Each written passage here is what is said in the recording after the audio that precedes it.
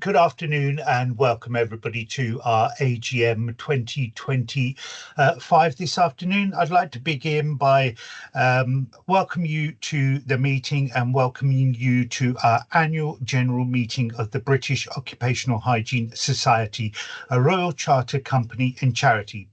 Thank you for taking the time out of your busy schedules to join us this afternoon and voting by proxy ahead of today.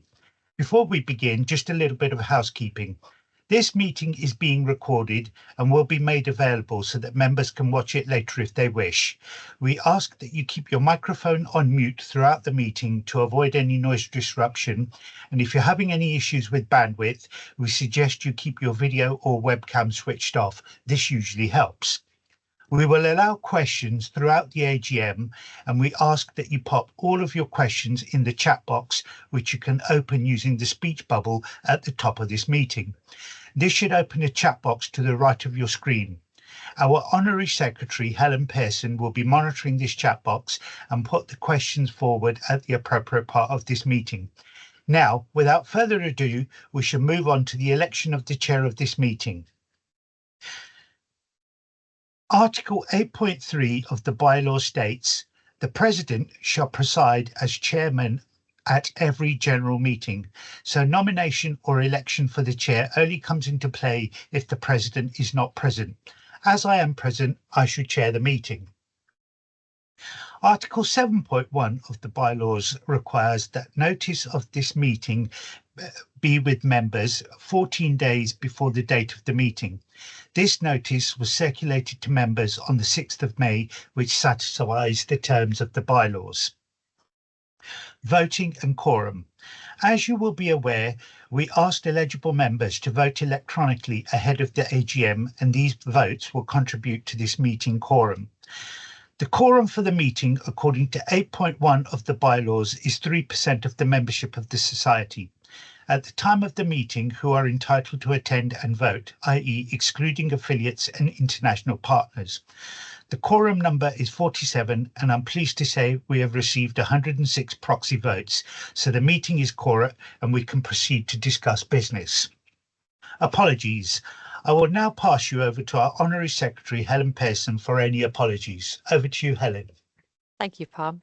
We've only received one apology for this meeting, and that's for the absence from Alison Margery. Thank you. The next item we have is approval of the minutes of the previous meeting. Now we come on to the approval of the minutes of the previous meeting. The minutes were circulated with the notice of the meeting and have been checked and approved by the board. I can confirm we haven't received any comments regarding the accuracy of the minutes. We asked members to vote for the approval of these minutes, and the results are 99 in favour, 1 against and 6 abstentions. Therefore, it's clear the motion is carried. There are no matters arising, so we'll move on to the next agenda item, the results of our appointment process. We asked members to vote for the ratification of these appointments. I can confirm we received 105 votes for ratification.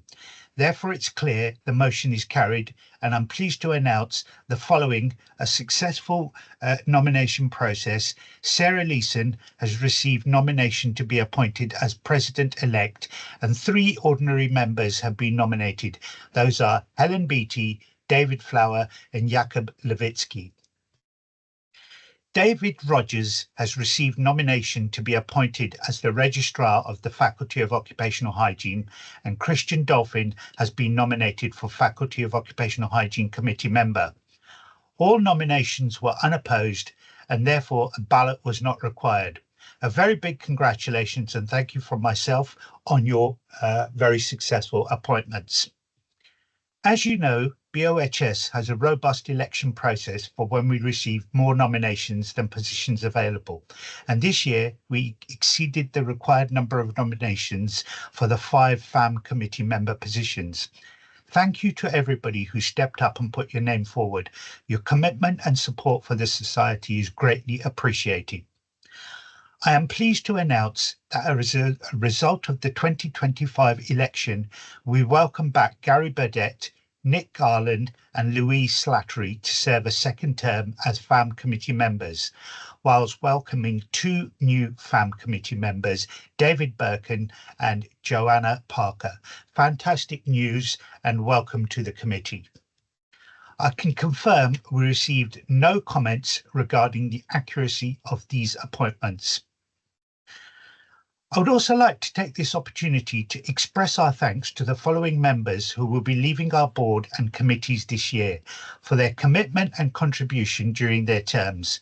Susan Lett, Joe McDonough and Kieran Trow are leaving the board, and Laurie Davis and Sarah Mason are leaving the FAM committee. And last but no means least, Sarah Leeson, who will be leaving the faculty committee, and Alex Wilson, who will be leaving the board. Thank you, both of you. Sarah, we'd like to thank you for your service to the faculty committee over the past 11 years, both as a committee member, then as the faculty registrar for 6 years.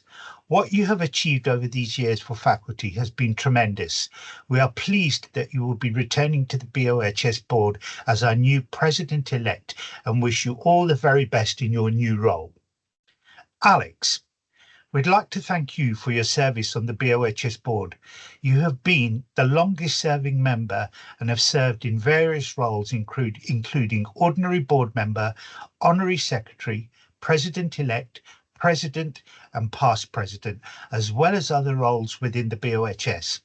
Thank you for your continuous commitment to our profession and of course the society.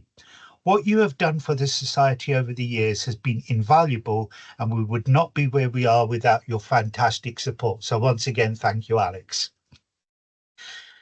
I now take you to item number 4 on the agenda, which is presentation of the trustees' report. Jason, this is in the capable hands of our honorary treasurer, Jason, who will now present the annual report for the year ending 31st of December 2024, incorporating the audited accounts to be received by the AGM. Over to you, Jason. Thank you, Palm.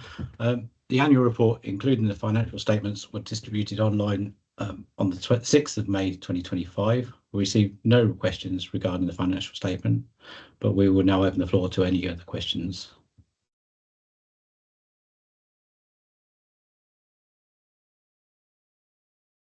I don't see anything coming through on the chat box, so if there's no other questions, I'll pass you back to Palm. Thank you. Thank you, Jason. I now take you to the next section of our agenda, which is complaints from the Code of Ethics. Our registrar for the Faculty of Occupational Hygiene, Sarah Leeson, is here to provide further details. Over to you, Sarah. Thank you, Palm. So for the Faculty of Occupational Hygiene, we received no new complaints in 2024, and we were able to close out one outstanding complaint. Over to you again, Palm. Thank you, Sarah. Jonathan, did we receive any complaints from the Faculty of Asbestos Assessment and Management? I'm pleased to say we have not received any complaints. Thank you, Jonathan. Now we come to the appointment of the auditors. As members, you were asked to delegate to the chair the power to appoint an auditor on behalf of the Society for 2025/2026. We asked members to confirm their approval of this proposal. We received 105 confirmation votes. Therefore, it is clear the motion is carried, and I can confirm we have chosen TC Group as our auditors for the year 2025/2026. Next section, we received one question ahead of the AGM. The question was, as the demand for our professional support from occupational hygienists increases and the number coming in goes in the opposite direction, is there any plans to develop a modern-day apprentice framework for those wanting to become an occupational hygienist without necessarily having a degree or equivalent? The answer to this question, I shall paraphrase. BOHS continues to work in ways to increase the number of occupational hygienists. Faculty Strategic Working Group 3 specifically considers pathways into the profession, including university and non-university approaches. The four principal issues affecting recruitment into the profession are: 1. Lack of awareness and visibility of the discipline at school and university. Number 2, lack of market demand affecting the maintenance of existing course provision. Number 3, limited willingness among employers to invest in training from scratch and a preference to compete for trained and experienced staff by attractive salary offers. And number 4, relatively few employers being of a scale to be part of an apprenticeship levy. BOHS has been in discussion with IFATE, soon to be Skills England, about establishing a career map, which is an essential precursor to setting up an apprenticeship standard and or accessing funding for training from the Lifetime Learning Allowance. Critical to setting up an apprenticeship is being able to show employer demand. In particular, enough employers willing to take on and sustain apprenticeships to sustain the regulatory cost. Head Office would be pleased to survey members about this. We estimate that around 35 apprenticeship vacancies per year would be needed to meet the threshold criteria for the regulator to approve development. The annual cost to the society operating as an awarding body would likely to be around £30,000 to £40,000. We will now open the floor for any questions. Helen, do we have any questions? Not at the moment, Palm. I'll just give it a minute in case anyone would like to type into the chat box. Or Absolutely. So over to you, folks. This is your opportunity to ask any questions of head office representatives gathered in the meeting here.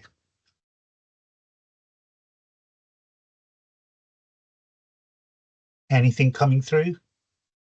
Nope. Nope, no questions, Palm. Okay, thank you. We shall now move on. Now that all business items have been concluded, we will formally close this meeting. I will now ask the minute taker to record the closure of the formal meeting. It is exactly 15:13 hours. Now the formal part of our meeting is over. I have the great pleasure of installing Adrian Paris as the president for the 2025-2026 ensuing year. Very many congratulations to you, Adrian Paris, and wishing you a very successful presidency in the coming year. Thank you, Pam.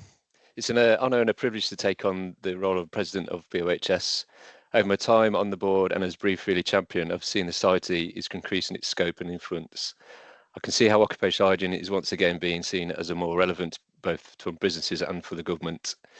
As you can see from the numbers on the screen, last year saw the society continue to be the voice of prevention of ill health in the workplace, supporting its campaigning and educational messages with the technical guidance, continued excellence in research publications through the annals, as well as establishing BOHS as a national standard setting body.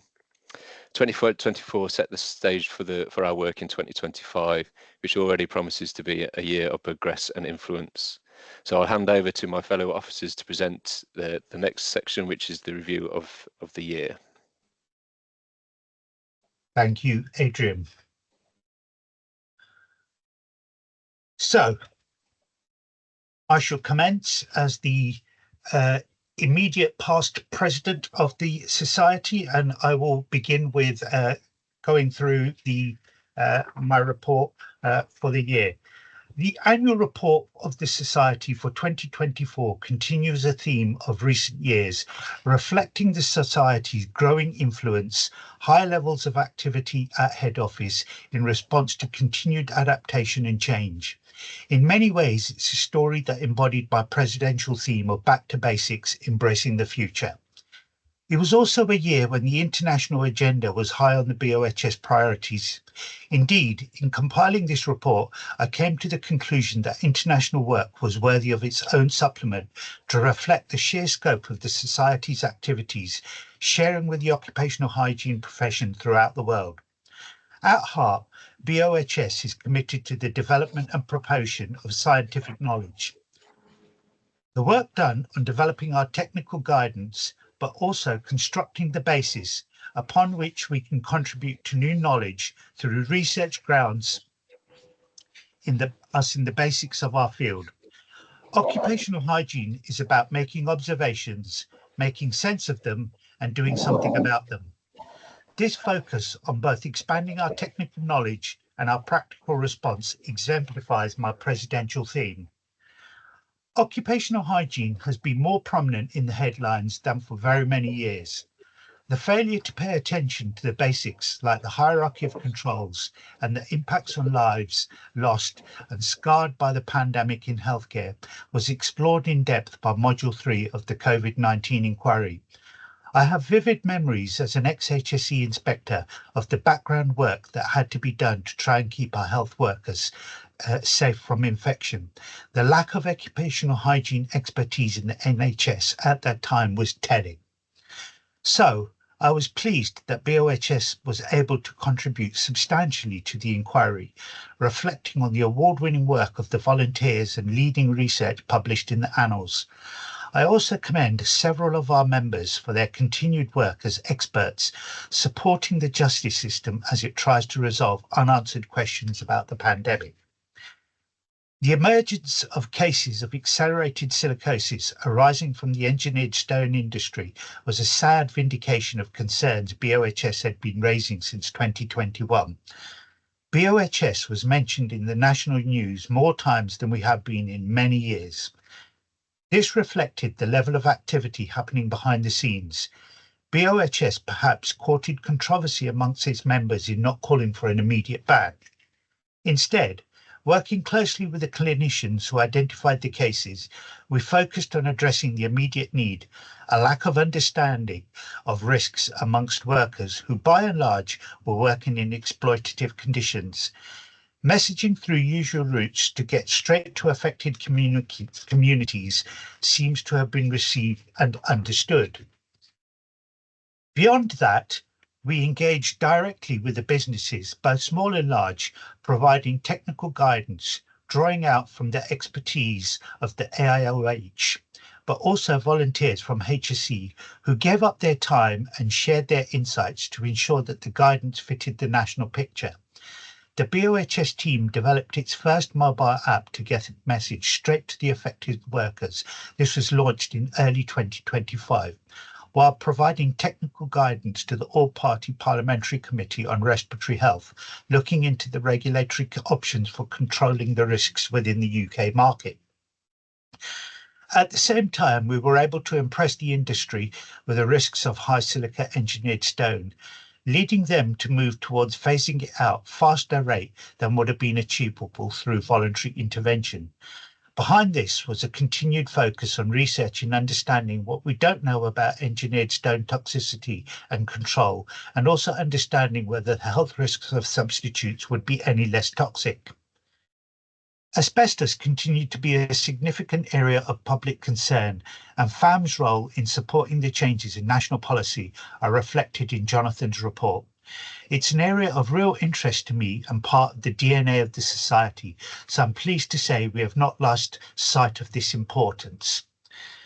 Out of the headlines, changes in the LEV industry placed BOHS in a position of responsibility to ensure that competence and standards, particularly in respect of the occupational hygiene dimension of LEV, were maintained and developed. The establishment of the LEV advisory group and hard work of the LEV examiners in rewriting the P600 series ran alongside highly constructive discussions, bringing the industry together in agreement that occupational hygiene has to be a core component of any competency scheme. The developed conversations I had with BOHS when I was working with the HSE on the importance of raising standards in the industry. A revised LEV conference, still enjoying volunteering input from Adrian Sims of Ventec, added a free duty holder day. This initiative ran alongside the invaluable joint initiative with one of our training providers, Oxalate, to promote the certificate of competence in control and the importance of training as an element of competence. Combined with the FAM Asbestos Conference, support for the UK Hearing Conservation Association Conference, also the European Asbestos Foundation Conference, we might have thought our events team were fully committed. However, we have to throw into the mix successfully delivering the International Occupational Hygiene Association Conference in Dublin earlier this year in partnership with the Occupational Hygiene Society of Ireland. Of course, there is so much more that I could highlight here. The annual report can only provide an overview of the work of my fellow board members, of the faculty committees, the volunteers and the staff of BOHS. None of this would be possible without the support of all of your members. Finally, it's been my privilege to represent all of you as president, and I know in a high degree of confidence that Adrian Paris, my successor, will lead the society in very capable hands for the coming year. So once again, thank you, Adrian, and many congratulations from me. Now, I pass you over to our Honorary Secretary, Helen Pearson, for her report, please. Thanks, Palm. BOHS's volunteer-led approach to governance continues to ensure that practicing occupational hygienists provide the steer and oversight of the Society's work. The organisation is complex as a charity, a professional and regulatory body, an awarding body, a scientific and technical publisher, an academic publisher, and as an events organiser. To deliver this, we continue to have a partnership between volunteers engaging in technical advice and scrutiny and the professional services of our head office team. The board signed off as completed the business as usual, the strategic developments in the current BOHS strategy, and launched a review of the strategy, as well as publishing the progress achieved since 2020. You can review this on the website under the strategy review. The review reflects an organisation which does not sit still, is scientifically based and practically grounded, and which retains a role as being truly independent.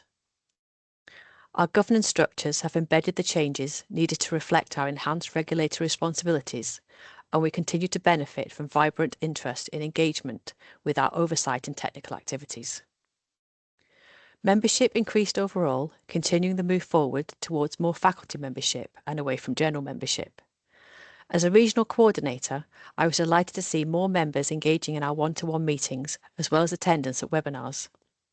The regional coordinators work hard to put on events, and it's great to see when events become fully subscribed, as the Scotland Regional Conference was last November. Sacrificing the focus of the annual UK BOHS conference slot to support the Iowa conference was going to leave a gap in the celebration of the achievement of the Society's members. We were delighted when so many people chose to join us for a standalone awards event, and it was generally a memorable evening with an atmosphere of its own. The Annals of Work Exposures and Health continues with a healthy trajectory at a time when academic journals are feeling the pinch because of issues in higher education. While the bump that came with the COVID-19 pandemic has evened out, the Annals continues to see reading and engagement at a higher level than before 2020. We've agreed to renew our partnership with the Oxford University Press late in 2024, and they continue to be excellent in both supporting and promoting the commercial viability of our leading source of published academic evidence. We continue to try to communicate effectively with membership through all means at our disposal. The developments by FAM of a new format newsletter is a much needed addition to this. By working more closely with organisations like the UK Hearing Conservation Association, a European platform on occupational health, we're able to ensure our messages are broader based and more informed. Together with vibrant partnerships in the UK and abroad, the Society finds itself a valued member of the UK OSH community and also a prominent voice in the international occupational hygiene community. And that ends my part of the report, and I'm now going to pass over to Alex. Thank you, Helen. I hope you can hear me okay. I've got a stinking cold, so as I come to complete my time on the board, I'll power through, and I wouldn't have missed this AGM for the world anyway. So, yeah, as I come to the end of my time on the board, it's amazing to think that I think I'm down as the longest serving board member, which is quite crazy, but I'm very grateful to be in such a position, and I've seen the society develop over time and to transform in an amazing and fundamental way. Firstly, as a young gobby hygienist, as an ordinary board member, moving through as honorary secretary, and then finally kind of completing my time through the presidential trio.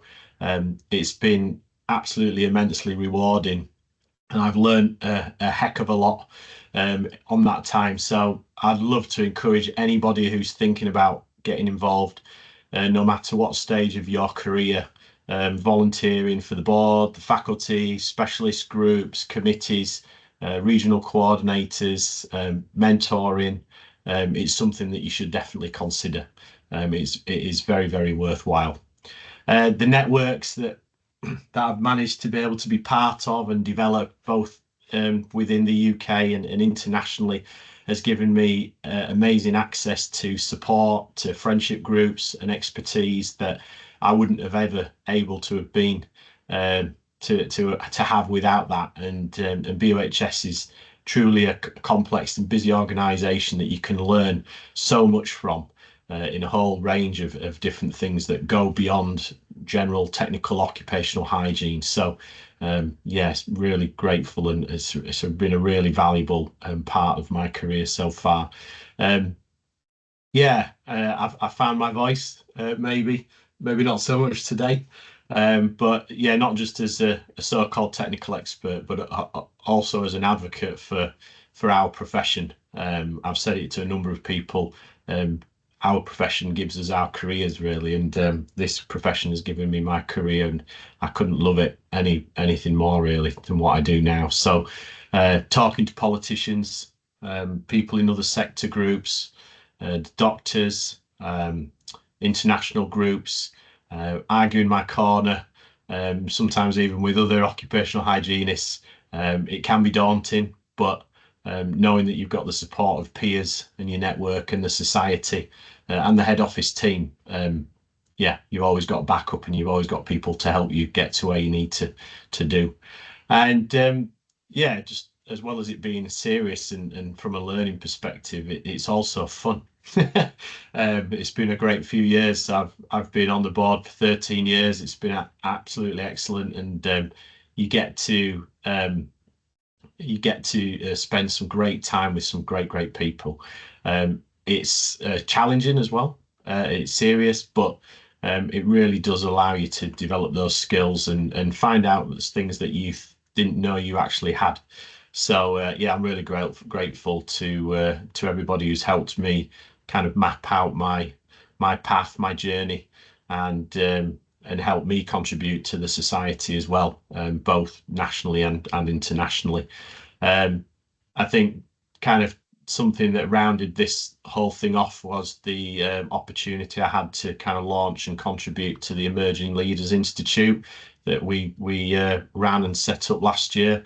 It was an amazing opportunity for me to kind of reflect on something that I did in my early career, which was absolutely an amazing opportunity. And I think, as well as being able to give something back, being able to learn from a bunch of people that were part of that process and part of the event, it's amazing to see the number of absolutely amazing, talented people that we've got coming through who will be pushing the profession forward, not just in the UK but around the world as well. So watch out for more on that. So yeah, while I've been on the board, I guess, for a long time, I have to reflect, I think, as well on the fact that there's several people in head office that are kind of part of the furniture and that have been around in the society much longer than me. And yeah, they're absolutely amazing people at head office. They've gone through a lot of change, but we've had a really stable team over these last few years, and it really reflects their brilliance in what they do. But it also reflects their passion for our mission as well, in terms of wanting to support the mission of the society. And it helps put the society in a good place to work, but also a good place to commit with regards to our professional aspects in terms of what we do as well. So thank you for doing what you do, head office team, and it's always good to keep in touch and see what you're doing and see the things that you're getting involved with. So that will be something that I'll continue to look out for over the future for sure. So yeah, I can probably keep talking for a while. You know, the voice that I got, you tend to not be able to shut me up. But yeah, I think we'll go with Palm's theme of embracing the future. I'm excited for the new board members coming on this year, and for everyone that's joining the committees. I wish you all the best, and yeah, it's an exciting time. But you probably won't get rid of me too quickly, and you'll see me popping up. And if you want to carry on this conversation, I'll be happy to do that at the conference with a beer or a few baby Guinnesses or something like that. So thank you very much, and I'll hand over to Sarah, our new president-elect. Thank you, Alex. Yeah, you certainly managed to find your voice. So like Alex, this will be my last annual report and presenting at the AGM. Well, last time as registrar, at least as registrar. So the faculty. So this is now fully established as a professional body with the first accredited voluntary statutory register of any of the occupational health disciplines. The faculty is recognised as a statutory body for the recognition of competence for any hygienist coming to the UK to practice.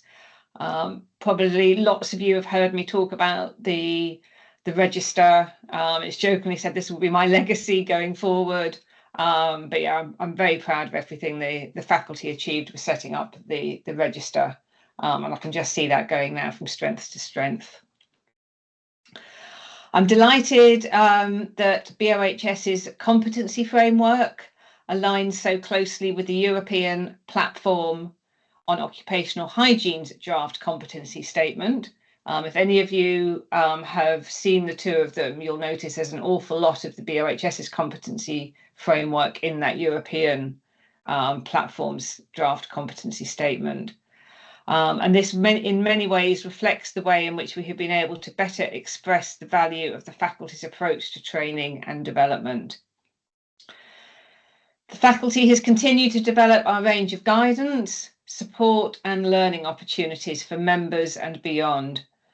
Ongoing strong engagement with webinars, as well as growing membership and continued progress in the number of people developing their qualifications, are all healthy signs for the profession.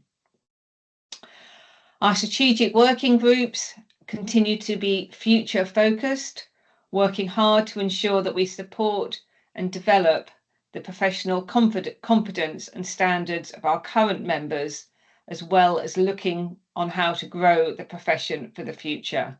And I don't know who submitted the question for the AGM, but that was an excellent question, and certainly one the faculty has been considering and looking on how to address over many years. The development of the M series offers another route to the future, with the chance for our qualifications to better reflect the standards and priorities in the UK. I'm very pleased to see that these qualifications and UK standards of education have also continued to be valued globally. The review of the diploma, our highest qualification, has been a significant piece of work and reflects the complementary skills that BOHS can draw upon across faculty committee membership, the examiners, and the head office team. I hope that a clearer and more comprehensive guide to the qualification will encourage more people to progress towards chartership, and that the diploma will be seen as a benchmark of good practice in professional education.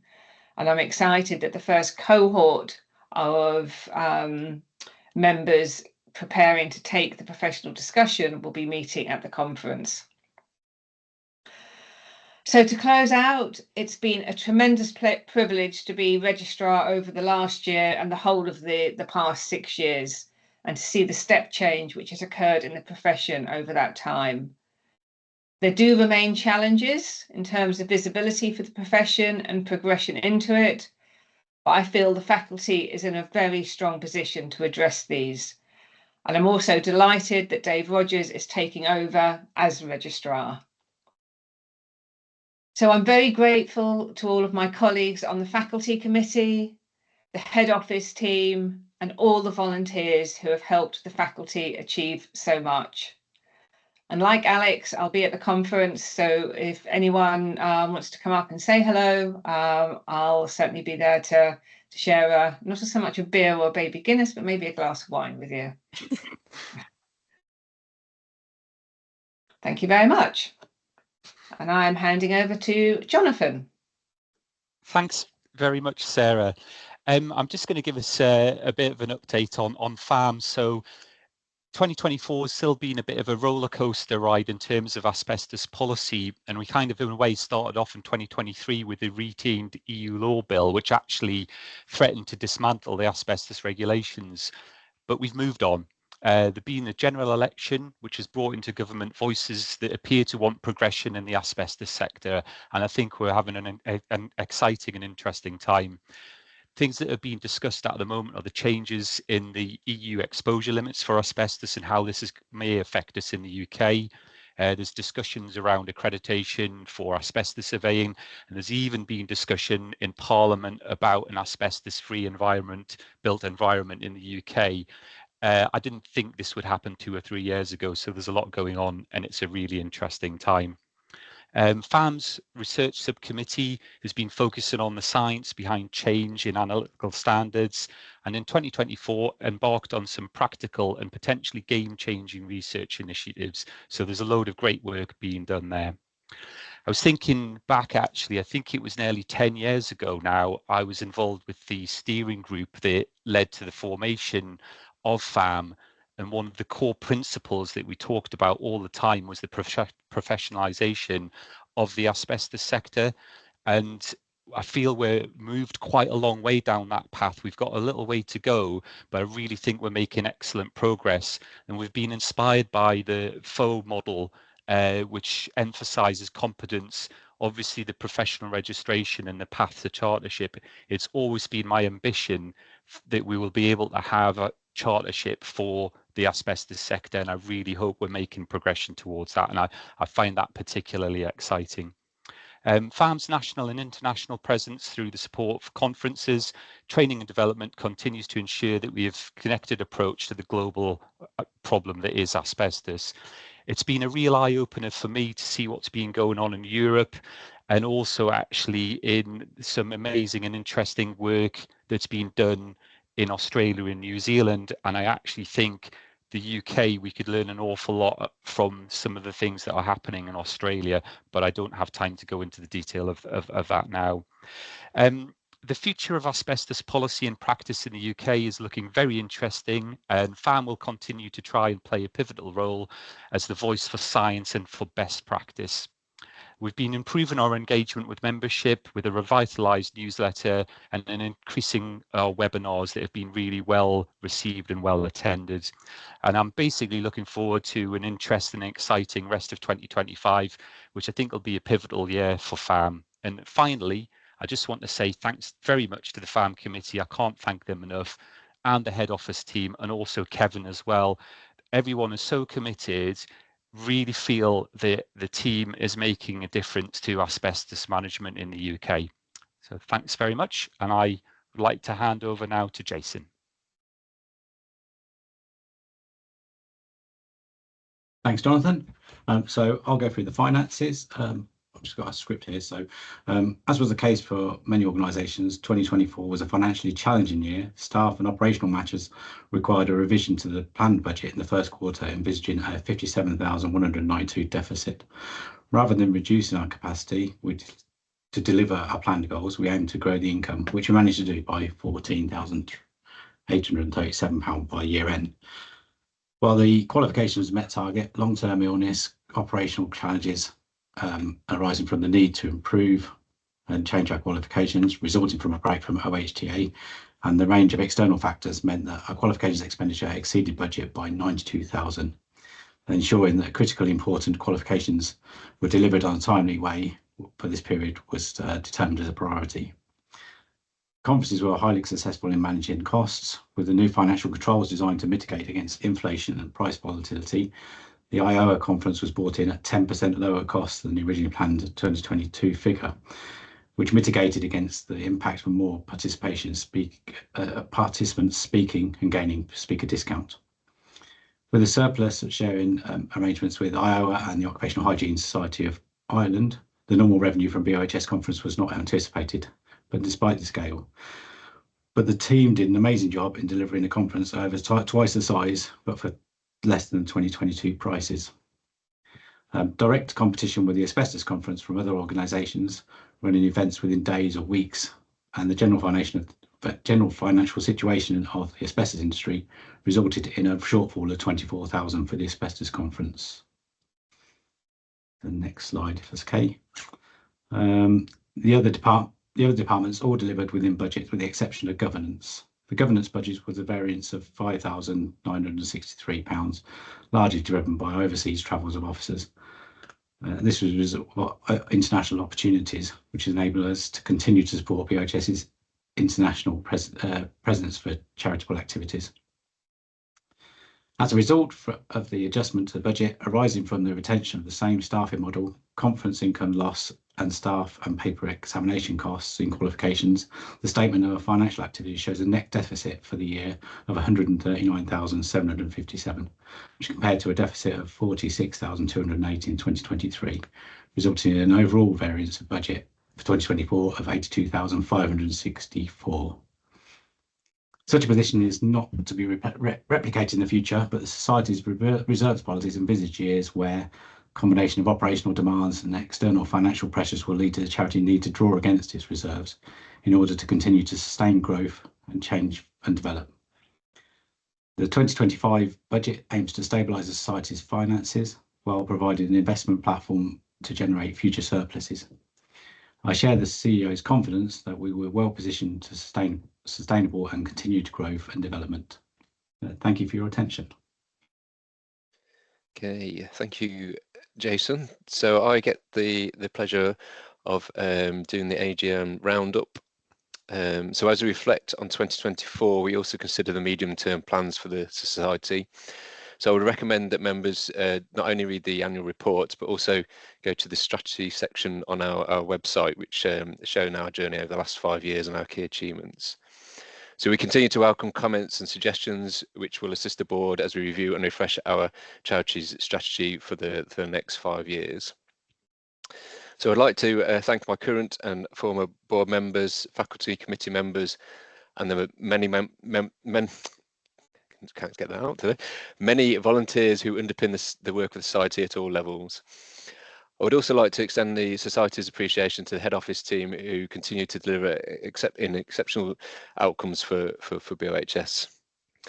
So special thanks to go to our outgoing immediate past president, Alex Wilson, who has served on the board as honorary treasurer and on the presidential trio and has left his mark and the growth and the development on the Society. So with those thanks, I conclude the 2025 annual general meeting of the Society. Thank you all for attending. I hope you have a good evening, a good weekend, and I hope to see many of you at OH 2025 the week after next. Thank you. Thank you, AD. Thanks, AD. Thanks, AD. All the best, AD. Thank you, AD. Cheers, AD. Thank you all. Thanks, AD. Good luck for next year. See you all in Newcastle. Good luck. Cheerio. Bye. Thank you, everybody. Goodbye. Thanks, everyone.